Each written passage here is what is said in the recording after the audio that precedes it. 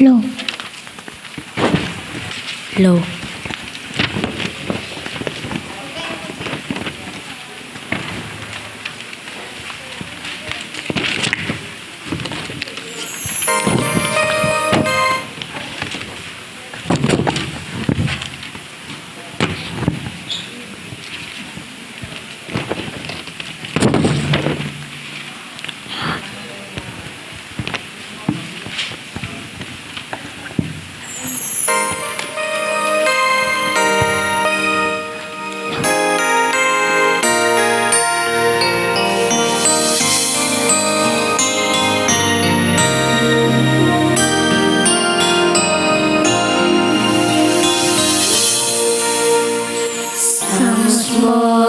Kung kulang, isa sa puso na papupulihan lamang ang Diyos naming Ama. Pag-aalaya namin ng aming pasamba, taos na iibigin hanggang walang hanggan. Pupurihin ka namin, tanging sasambahin. Ikaw ay iibigin, aming mamahalin. Tataas ang ngalan hanggang kalangitan. Hindi hadlang ang kulang upang ika'y papurihan.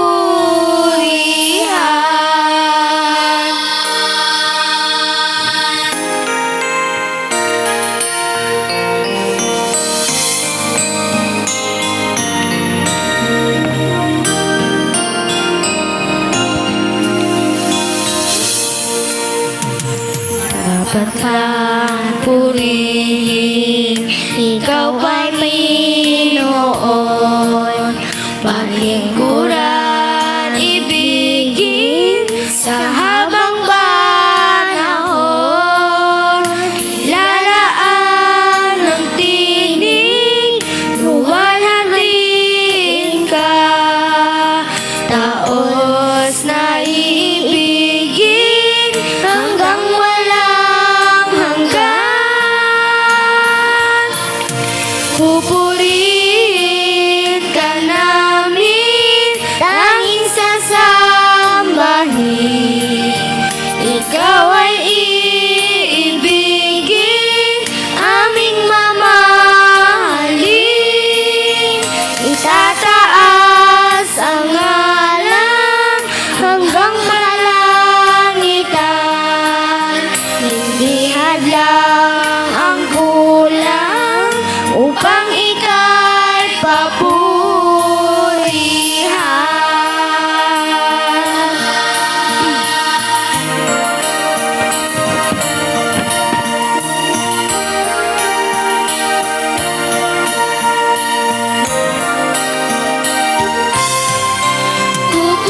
Pupurihin ka namin, tanging sasambahin. Ikaw ay iibigin, aming mamahalin. Itataas ang ngalan hanggang kalangitan. Hindi hadlang ang gulang upang ika'y papurihan.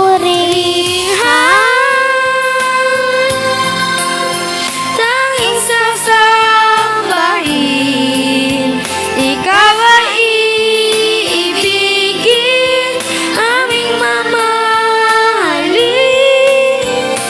Tataas ang ngalan hanggang kalangitan.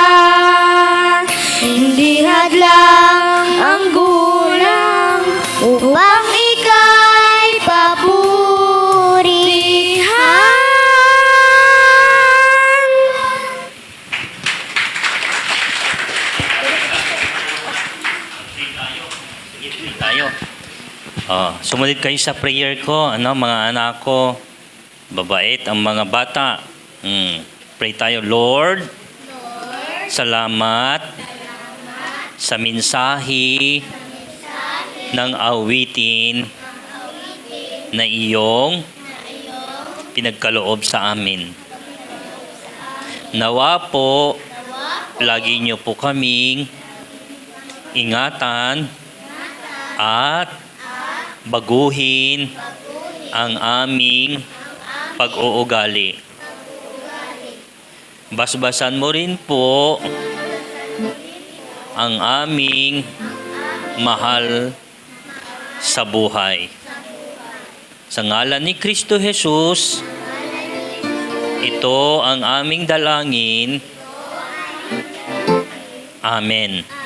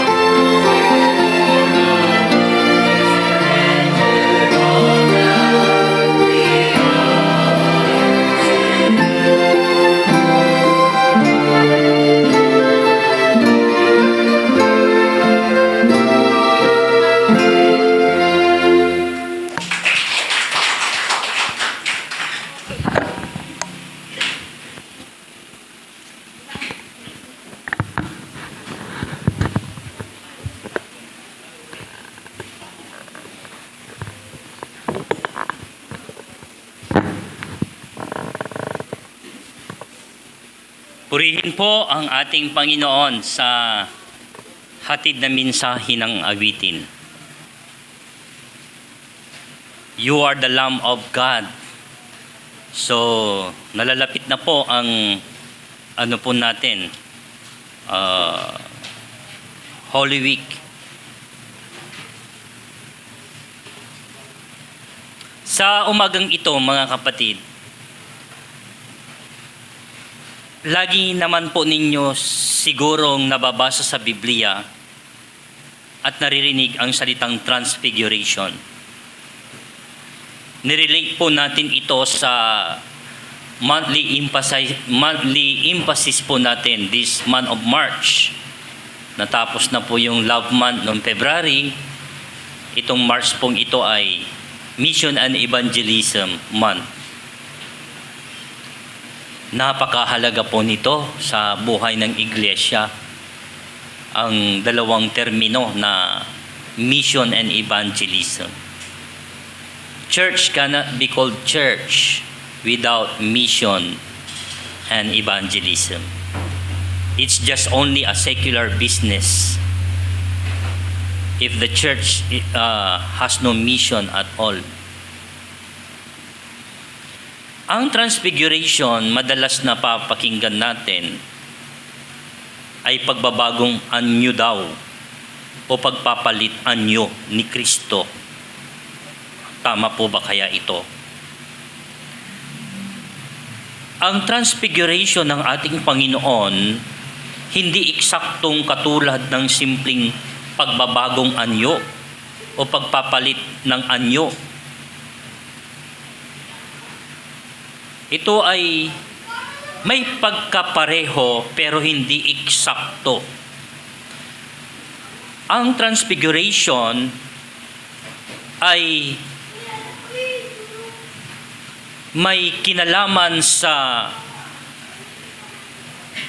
pagningning ng katauhan ng ating Panginoon. Nagningning ang kanyang pagkatao. Yan po. Sa Colossians, nasabi yung the radiance of God's glory shining in the life of Jesus Christ. That is transfiguration. Pangasinan, antoy labayton ibagaya, kimijam. Kimijam. Limingas. Balibalin ningdangan. Agagi tan atatang kura. Ang pagbabago at pagpapalitan nyo o kaya yung transfiguration, mayroong isang pagbabago sa itsura. Hindi naman po nagbago ang itsura ng ating Panginoon. Ano po? Para malaman natin ang terminong transfiguration. Hindi isang pagtatago din ng katawan. Ang transfiguration, let me give you important reflection what is transfiguration means. Hindi isang pagtatago ng kanyang tunay na anyo, kundi sa portion na yon, merong ipinaramdam ang ating Panginoon. The unity of humanity of Jesus and the divinity of Jesus. Ano po? Siya ay talagang tao at ipinaramdam niya kina John, James, at Peter yung pagiging Diyos. In other words, yung radiance of God's glory ng ating Panginoon speaks about the divinity of Christ Himself. Hindi po nagtatapos na siya ay tao lang period. Ano po? That is contrary to the doctrine or major doctrine or essential doctrine of our church. Hindi nagtatapos po doon, mga kapatid. Kaya nireveal ng God the Father kung ano talaga si Kristo at kung sino siya. Mga kapatid, intindihin nating maigi ito sapagkat napakahalaga po ito kung ano talaga ang pagtingin natin kay Kristo. This is the revelation of the real identity of our Lord Jesus Christ. Hindi siya nagpalit ng anyo. Hindi nagbago ang mukha. Hindi rin nagbago ang katawan. Kundi ang kaluwalhatian ng Diyos ay nag-reflect sa kanyang pagiging tao. Ipinakita sa kanyang mga alagad. Bakit sa kanyang mga alagad lang niya pinakita? There are 3 disciples at that time. And there is a wisdom when you scrutinize this passage. Bakit hindi niya nireveal sa lahat ng tao? Where are the other disciples? Where is Andrew? 3 lang. At that time, kasama niya si James, kasama niya si Peter, kasama niya si John. Ang 3 ito ay nakitulog kay Jesus. Si Jesus, maaga siyang nagising, pumunta doon sa mountain. Umakyat. Ano po? Ipinakita niya ang perfect example how to communicate with God the Father. Pero tulog pa yung mga 3. Maugip. Gapulay ginawa da. Ugip, lara ugip. Brothers and sisters in Christ, the wisdom here, nire-reveal pala ni Kristo yung totoo at kung sino siya doon sa mga tao na gustong mapalapit sa Kanya. Tingnan ninyo, this is the what we call inner circle or circle of influence. The strategy of our Lord Jesus Christ to transform the society and community. He created inner core. Okay? He created circle of influence. Ano po? At ang una niya na disipuluhan itong 3 muna. Wala muna yung 12 dito eh. John, Peter, and James. These 3 disciples remind us, John, he is the beloved disciple of Jesus. James, the theological belief of James, faith without work is dead, more on working. And the central focus or the teachings of Jesus Christ to Peter, he became, Pedro, dito ko itatayo ang aking iglesia. Napakahalaga itong 3 ito. Sabi po sa Biblia, ang pagpapakita ng divinity o pagiging Diyos ni Kristo, which is the manifestation of transfiguration, ay isang divine revelation. Saan ipinakita ng Diyos sa mga alagad ang bahagi ng kanyang kaluwalhatian? Hindi ito isang ordinary. Ano po? Ito ay hindi rin po ito pagbabagong anyo, as what I told you before. At wag na po tayong magtangkang magbagong anyo bilang mga Kristiyano. Ano? Yung outward or physical. Kasi kahit anong pagmi-make up natin, ganyan pa rin talaga yung mukha natin. Ano? Hindi na mababago yan. Ano? Mga kapatid. Ang ipinaparating ng ating Panginoon, yung mabago yung nasa loob. Ano po? Meron po tayong 3 termino na laging napapakinggan. Nababago, nagbubunga, at lumalago. Ayan. Ang transfiguration ni Jesus ay may malalim na spiritual at practical na mensahe para sa mga Kristiyano. We are dealing now with the practical lesson of the Transfiguration. Narito ang ilang mga pangunahing mensahe na maaaring magbigay ng gabay sa ating pang-araw-araw na buhay. Ang kahalagahan ng pagtitiwala kay Jesus.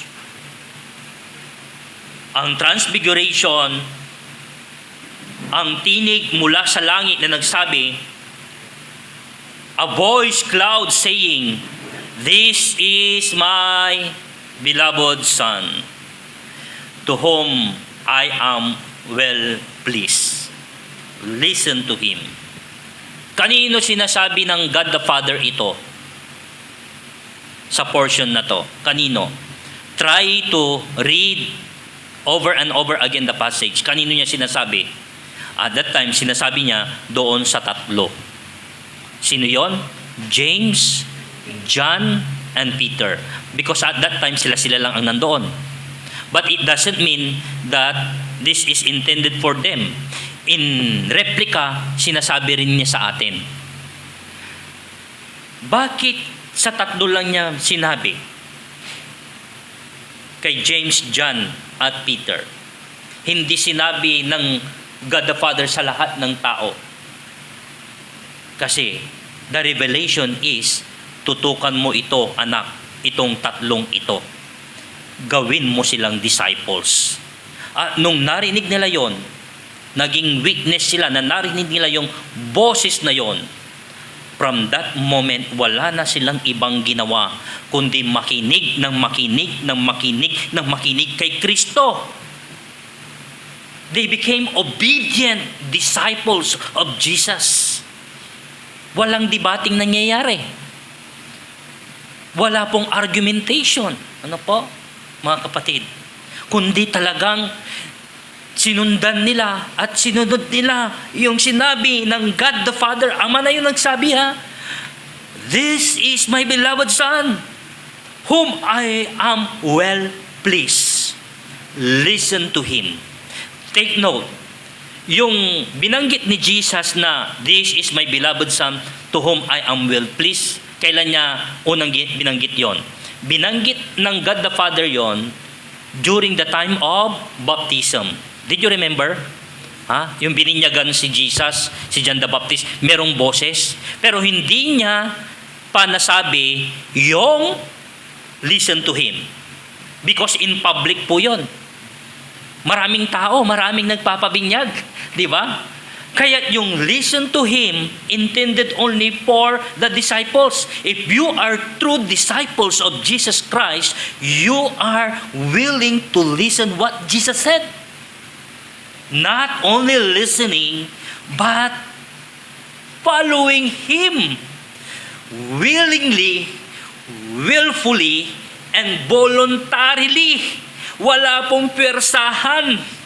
Wala pong sapilitan, mga kapatid.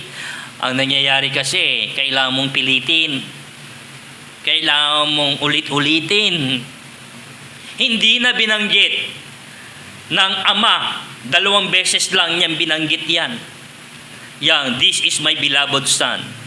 2 beses lang. Kasi, no need to remind Christ na mahal na mahal kita. Kasi alam naman ni Kristo yon na mahal siya ng Ama. Ang nire-remind niya, yung mga tatlong disipulo. At yung mga mga publiko. Mga tao, mga maraming tao, nire-remind niya na this is my beloved Son. Siya ang bigaten Son na mahal niya. At ang gusto ng ating Panginoon sa Transfiguration, kung ano yung sinabi ng Ama sa kanyang anak, ganun din dapat ang magiging damdamin ng bawat isa. We are called beloved. This is what happened, brothers and sisters in Christ. After the confession of Peter to Christ, ang context po niyan, nag-usap si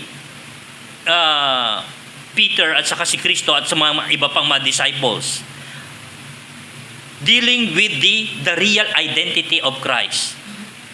Sabi ng mga iba, kayo si Elijah. Sabi ng mga iba, kayo si Juan Bautista. Tanong ni Kristo naman, Ikaw, Pedro, sino ako sa iyo? Alam niyo, mayroon pong impact iyon. Sino ako talaga sa iyo? Sabihin mo kung sino ako. Buti na lang, tumama yung sagot niya. Kayo ang Mesyas. Kayo ang anak ng Diyos. Tumama. Buti na lang, tumama. Kasi baka ang pagtingin natin kay Kristo ay maliit lang o kaya hindi siya ang Kristo, hindi siya ang anak ng Diyos. The way we treat our Lord Jesus Christ is not a God. Baka ganun ang nangyayari, mga kapatid. So it deals about the real identity of Christ Himself. Ang pagtatrato natin kay Kristo, nagre-reflect po iyan sa pang-araw-araw po nating pamumuhay. If you trust Christ, leave it to the hands of Christ. If you trust God, leave it to the hands of God. Because in the midst of silence, God is working beyond the situation. God is working behind the situation. Do you believe in that? I believe as a pastor. In the midst of silence, ang akala natin hindi na kumikilos, hindi na gumagalaw, wala na yatang nangyayari, wala nang pag-asa. You feel hopeless, but God is working. Spiritual appearance of Moses, what does it mean? Spiritual appearance of Elijah, what does it mean? Pimayawar, awa? Waman irandwa. Limad palanday si Kristo. Nampikasi. Mauyamo maong sa panagpikasi to. Kasi kayo, mampikasi kayo, mauyamo. Masimuon. Awa, importante word yung masimuon niya pikakasi. Pastor, how can we apply masimuon niya pikakasi? Antes kan unugip, mangkurus kala, ugip kala. Alo masimuon ima? Ano? Mga kapatid, awa, lakad loob. Mambukbukur ka man. Ibagam no anton talaga liknaan mo. Katawan na naluwag at pampipikasik ko anta no anto ipikasik ibagamtan. Sabihin mo yan. Kung hindi na order yung prayer mo, sabihin mo yan. Lord, nalilito ako. Alin ba ang una kong gagawahin? Lord, I want to meet the expectation of other. Tulungan mo ako. Sabihin mo kung ano talaga yung laman ng dibdib mo, laman ng puso mo sa Kanya dahil kailangan ng Diyos yan. Masimuuntan niya pikakasi. Noon tertersuloham, terter, laba. Abulo yan mo. No nanairapan ka, ibagam niya nanairapan ka. Ang bula sa pagaw mo, ibagam niya ang bula sa pagaw mo. Agmo ang tigawaan mo. No mapagpaga ka nabuwas o ang tinagawa ang pamilya, ibagam niya sisikato. Leave it to the hands of God. Untan sa panagpikasi ng katawan tayo ni si Kristo kasi untutumbok labat at sa may ibabaga na amato agagi. Spiritual appearance of Moses which is represent the law. Si Moses ang iter may 10 commandments. The appearance of Elijah represent as prophets. Ano po? What is the interrelationship of the three important theological term in the Bible? Law and prophecy. Sinumpal ng Kristuta niya, amin. The law and the prophecy, which means the divine revelation of God, ang maiisais to, ang may ibabagatutan, ipapalik na to. Non-intrada natan si Kristo. And who is Christ? According to the Gospel of John chapter 1 verse 17, the law came to Moses, but the grace and truth came through Jesus Christ. So Jesus Christ became truth and grace. How can we differentiate grace and truth? Sige. We deal in a very deep theological term, pero labay kon ipaliwawa. Grace without truth, what does it mean? Kung puro grace. That is what we call anti-humanism practices. What is anti-humanism, Pastor? Explain to us. Anti-humanism ay gawaan ko lang gawaan, sumang kasalanan. sige laba, talapod grasya sa Diyos na perdona to. That is anti-humanistic practices. Ano po? Hindi po pwedeng po ganon. Abusing the grace of God. Yung truth without grace. Puro truth na lang. Walang grasya. That is extremely legalistic. Tuwa ng kasalanan ka, truth yun. Punishable by death. Pero no wali grasya mo, naperdona ka. So, that's why Christ intercede in the mountain between Elijah and Moses, nanulay so grasya tang katuan. Tanulola ba? Kaukulan tayon umpatay, amin. Kaukulan tayon dusaan. Tad sakay kasalanan labanga. Punishable by death. Siya pa diyan nga kasalanan. Nang kasalanan tayon, amin. Kaya't ni-reveal ni Jesus ang kanyang pagiging divinity.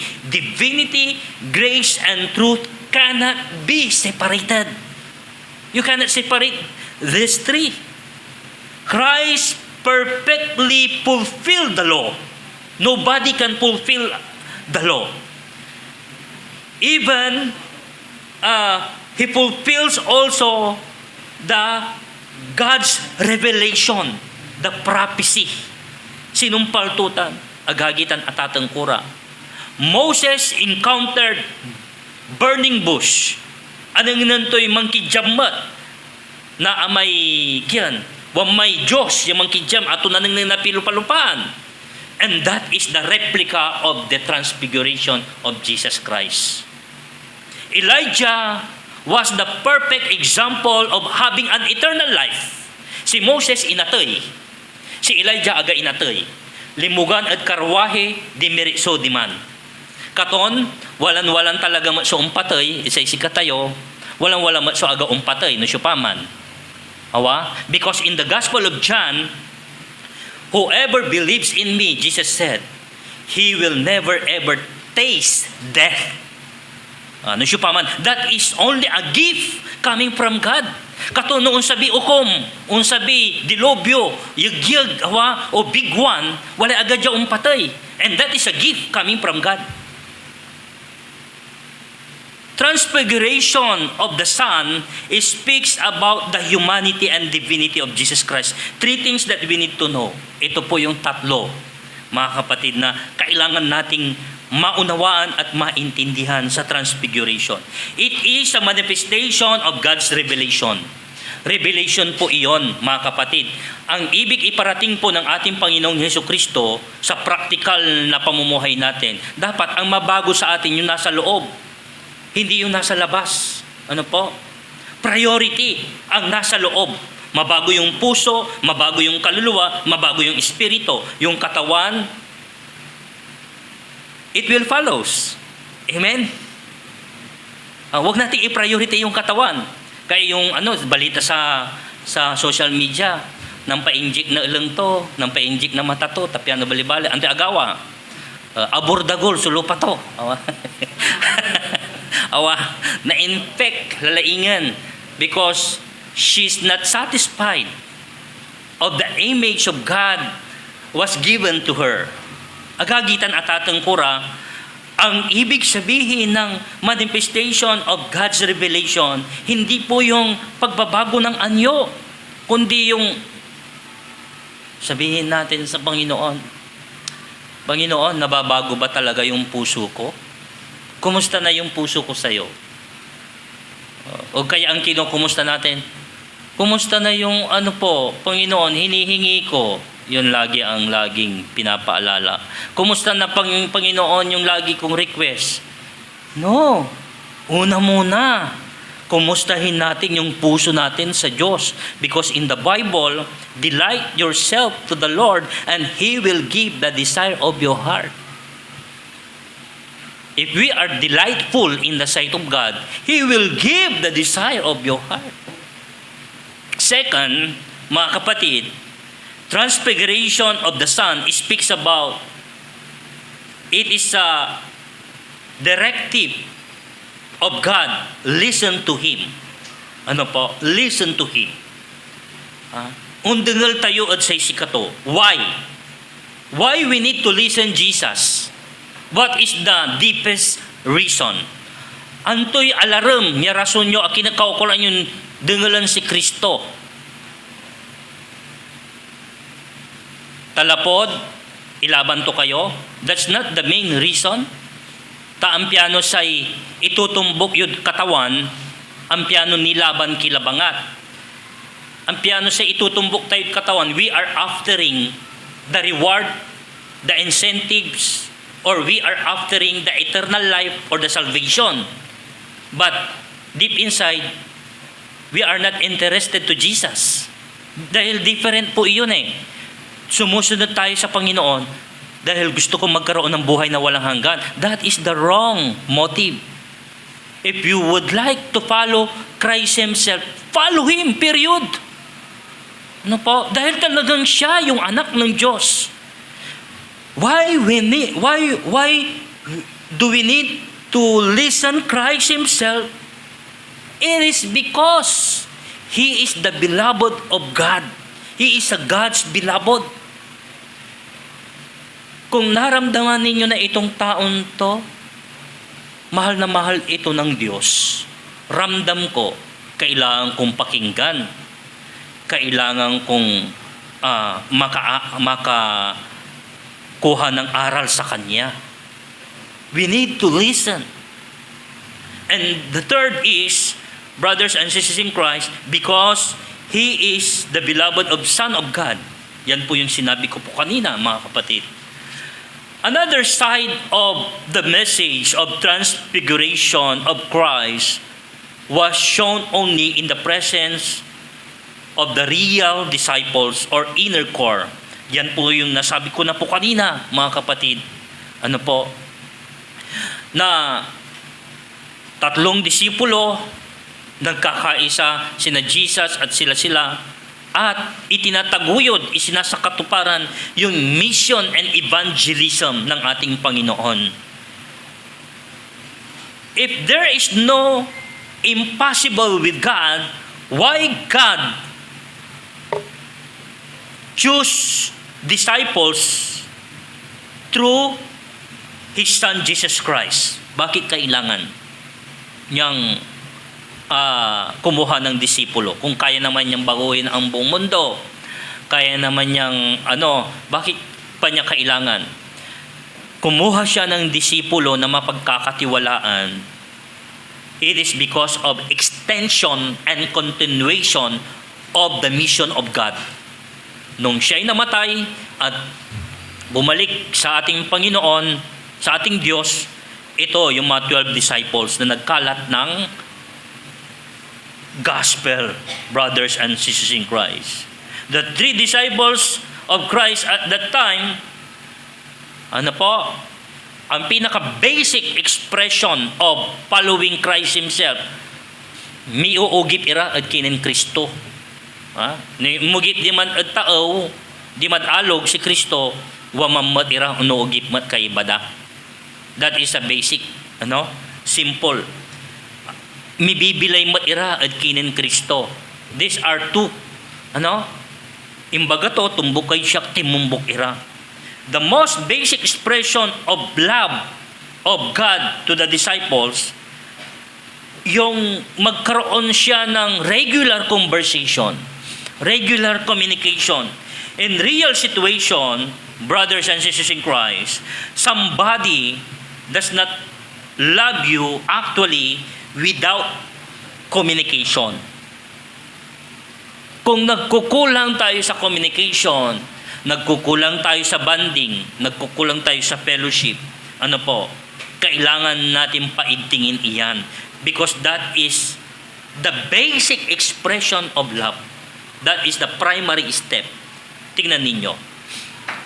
Kung ang iyong mahal sa buhay ay nasa ibang bansa at wala ng communication, ano ang interpretation nun? Sige nga, there is no communication at all. May pag-ibig ba doon? Wala. Dahil wala ng communication. So, that is the primary step. Si Jesus, lagi niyang kinakasama. Lagi siyang, ang mga disciples ay kasama at sumusunod kay Kristo. So the most and simple or doable expression of love is to give our time for communication. May mga dapat tayong pag-usapan, sabi ni Jesus. Pero kapag wala kayong time, hindi natin mapag-uusapan. Communication ang napakahalaga sa pagdidisipulo. Conversation. Ano po? And one thing more, brothers and sisters in Christ, loving your work without time for the person is not real love. Inaro mo sa trabaho, balit ang gapoy panahon mo at sa may tuon aaruan mo. It's not a real love. Loving the person is the work of language of love. Ano po? Si Jesus inararo turam moong sa disipulo to. How many times in the Bible that God the Father talks to His beloved Son? How many times? Every single day of life. Every moment of life. Sinasabi niya lagi na this is my beloved Son. From time to time niyang nire-reveal yan, pinaparamdam. Pero in public, 2 beses niyang binanggit sa Bible. But in real situation, alam ni Kristo na mahal siya ng ating Panginoon. Agagi, tan atatang kura, ayan agawa, imbaga ng Hesus Kristo, imbaga na katawan, imbaga na Diyos at kinan Hesus Kristo, talapod, harapan to lamay, suffering to. Agagi. No, harapan nyo yung suffering nyo, antayo yang, unlakilad sa may level of suffering nyo. God is reminding you, you are my beloved Son. Mampabiskag man yaliknaan. Yan ang nagpapalakas sa atin, mga kapatid. And allow me to give a brief testimony in my church appointment. When I was assigned in a certain church, ang sabi ko na lumalabas lagi sa aking isipan, facing another level of suffering again. Ganun lagi ang irap lalaman. At the back of my mind, to tell you honestly, maong irarami arumta. Napipili day labay na. For me, Lord, I leave it to the hands of God. I leave it to the hands of the Lord. It is your will, not my will. God will be done. Mga kapatid, kaya sabi ng Panginoon sa akin, don't worry. God is reminding me also over and over again, you are my beloved. Face the suffering. Don't worry about that. Brothers and sisters in Christ, noon tan sa kipapasin nyo, many people facing suffering. Grabing suffering ang pinagdaraanan kumpara sa mga pinagdaanan natin. One of the sister texted to me, Pastor, pagprimo ko kasi yung bahay na binili ko parang hindi ko po kaya eh.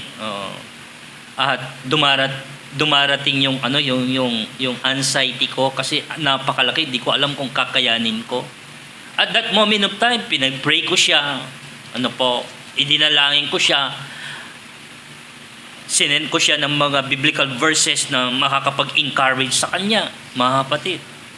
Napakahalaga na instead na makita natin yung mga sufferings, the love of God is greater than any suffering that we are facing right now. Take note of that. If Christ is with you, if Christ is in us, hugot! We are the beloved of God. Why does Jesus needs to transfigure? Transfiguration is not merely change of outward appearance. Hindi po yan ang mensahe sa atin. Nag-transfigure ang ating Panginoon. Magtra-transfigure din ako. Kailangan ipalkap kura may kinjay, pampagana o pampana. Hindi ganon, mga kapatid. Talagang ganyan na. Ang nais ng Panginoon sa mensaheng ito ay matransfigure ang ating puso. Ang pusong matigas, ang pusong hindi marunong makinig, ang pusong hindi sumusunod, ang pusong punong-puno ng karumihan, ang puso na ang nagahari ay yung may buntot. Kilala nyo yon, yung may buntot? Si Diablo. Alisin natin yan, iwaksin natin iyan. Kundi, ang gusto ng Panginoon ay magtra-transfigure siya sa loob ng ating puso. It is about revealing of His true identity, the true divinity of Jesus Christ na ipinakita niya kay Kristo. And the message of transfiguration, lalo palang magpapakilala si Kristo sa iyo kapag close na close ka sa Kanya at close na close siya sa iyo. Gusto po ba nating maging close si Jesus? Amen. Palakpakan po natin ang Panginoon.